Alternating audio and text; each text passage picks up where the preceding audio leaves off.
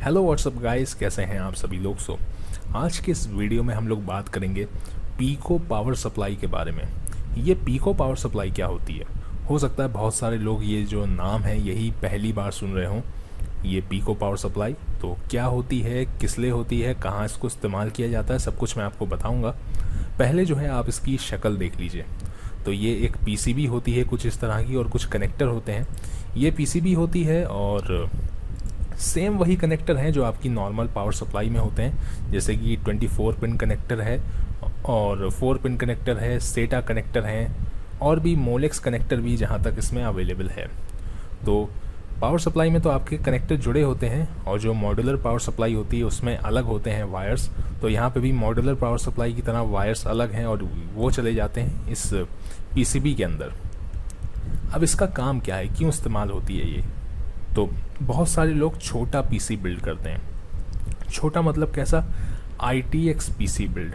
तो ITX PC build जो है वो नॉर्मल पीसी से छोटे होते हैं, कुछ इस तरह के होते हैं। कितने छोटे होते हैं डिपेंड करता है आप कितना छोटा पीसी बिल्ड करना चाहते हैं। थोड़ा छोटा, बहुत छोटा, और कुछ लोग इसको बहुत एक्सट्रीम लेवल पे भी ले जाते हैं, तो बहुत ही छोटा पीसी बिल्ड कर देते हैं। और ITX पीसी बिल्ड करने में दिक्कत भी आती है। जितना छोटा आप बिल्ड करेंगे उतनी ही ज़्यादा आपको दिक्कत आएगी। तो कुछ लोग बहुत एक्सट्रीम लेवल पे छोटा पीसी बिल्ड करते हैं। कुछ कैबिनेट ऐसे आते हैं जो छोटे होते हैं लेकिन बहुत ज़्यादा छोटे नहीं होते हैं, तो उसमें एक नॉर्मल पावर सप्लाई जो है आराम से लग जाती है और सब कुछ आराम से लग जाता है, ठीक है।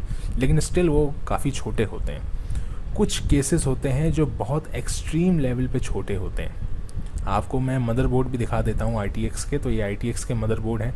मदरबोर्ड भी आप देख सकते हैं बहुत ही छोटे होते हैं, ठीक है। कुछ ITX पीसी ऐसे होते हैं जो बहुत लो पावर के होते हैं, मतलब कि इंसान को उस पर एक नॉर्मल काम करना है, जैसे कि पावर पॉइंट, ऑफिस, वर्ड, इस तरीके के लिए, मतलब इन कामों के लिए इस्तेमाल करना है एक ऑफिस पीसी की तरह। तो अगर उसको ऐसा ITX पीसी बिल्ड करना हो तो वहाँ पे उसको एडवांटेज क्या मिल जाते हैं कि एक तो वो सब कुछ लो पावर का ले सकता है, यानी कि बहुत हाई पावर के प्रोसेसर की उसको ज़रूरत नहीं है। ऐसे में वो एक इस तरह का मदरबोर्ड ख़रीद सकता है जहाँ पे प्रोसेसर इंटीग्रेटेड हो। जैसे कि यहाँ पे आप देख सकते हैं एक मदरबोर्ड है यहाँ पे, और इसमें प्रोसेसर इंटीग्रेटेड है और ऊपर कोई फ़ैन भी नहीं लगा है। फ़ैन इसलिए नहीं लगा है क्योंकि लो प्रोफाइल का प्रोसेसर है, उसे बहुत ज़्यादा कूलिंग की ज़रूरत नहीं है और बहुत ही कम इसका पावर कंजप्शन भी है, यानी कि पावर ये ज़्यादा कंज्यूम नहीं करेगा, ठीक है। तो इसको हम बहुत ही छोटे से केस में, बहुत ही छोटे मतलब कि क्या बताऊँ मैं आपको, बहुत छोटे केस में हम इस मदरबोर्ड को लगा सकते हैं और इसके संग हम एक SSD वगैरह भी कनेक्ट कर देंगे। और यहाँ पे आप रैम देख सकते हैं, यहाँ पे लैपटॉप वाले रैम के स्लॉट दिए हैं। बहुत सारे ITX मदरबोर्ड ऐसे आते हैं जिनमें आप नॉर्मल रैम लगा सकते हैं, और ये जो मदरबोर्ड है इसमें लैपटॉप वाली रैम लगती है। तो इतना छोटा जब पीसी बिल्ड होता है तो उसमें क्या करते हैं, उसको पावर देते हैं बाहर से। बाहर से कैसे पावर देते हैं? उसको पावर देते हैं इस तरह के लैपटॉप वाले एडाप्टर से, ठीक है। जो इस तरीके के एडाप्टर आते हैं उनसे उसको पावर देते हैं। प्रॉब्लम तब आती है कि हम इसको डायरेक्ट तो मदरबोर्ड में लगा नहीं सकते। मदरबोर्ड में तो 24 पिन कनेक्टर होता है, 4 पिन कनेक्टर होता है, ऐसे पावर जो है डिवाइडेड होते हैं। 5 वोल्ट अलग होता है, 12 वोल्ट अलग होता है। लेकिन ये तो बस एक फिक्स वोल्ट का जो है DC एडाप्टर होता है, जहाँ तक 19 वोल्ट के होते हैं, 19 से 20 वोल्ट के, है ना।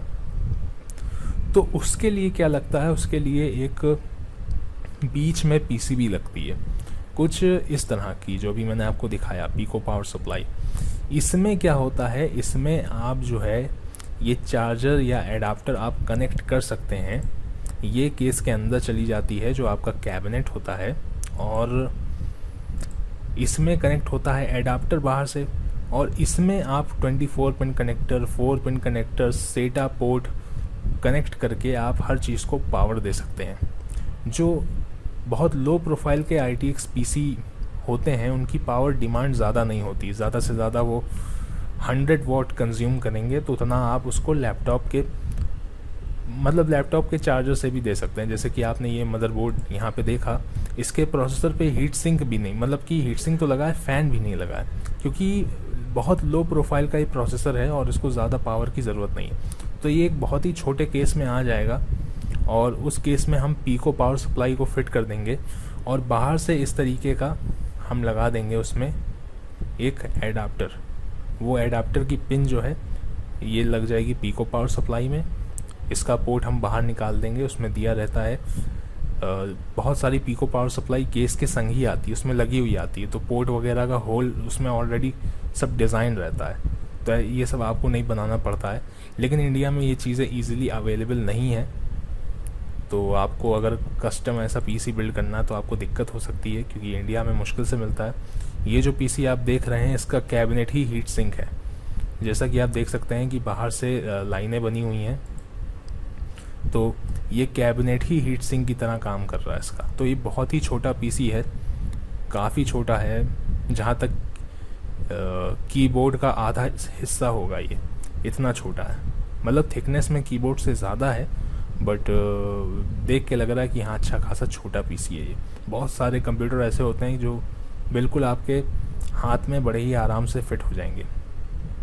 तो इस तरह के जो पीसी होते हैं और इस तरह के जो छोटे से मदरबोर्ड होते हैं, उनको पावर देने के लिए बाहर से, मतलब कि इस तरह के एडाप्टर से पावर देने के लिए हम वहाँ पे एक इस तरीके की पीसीबी लगा देते हैं और उस पीसीबी से हम 24 pin connector, 4 pin connector, setup pin connector निकाल देते हैं। और ये जो पीसीबी है, ये जो सर्किट है पूरा, ये डिवाइड कर देता है उसी करंट को 12 वोल्ट में, 5 वोल्ट में, अलग अलग जगह पे। तो अलग अलग चीज़ें हमको यहाँ से मिल जाती हैं, तो इसको कहते हैं पीको पावर सप्लाई।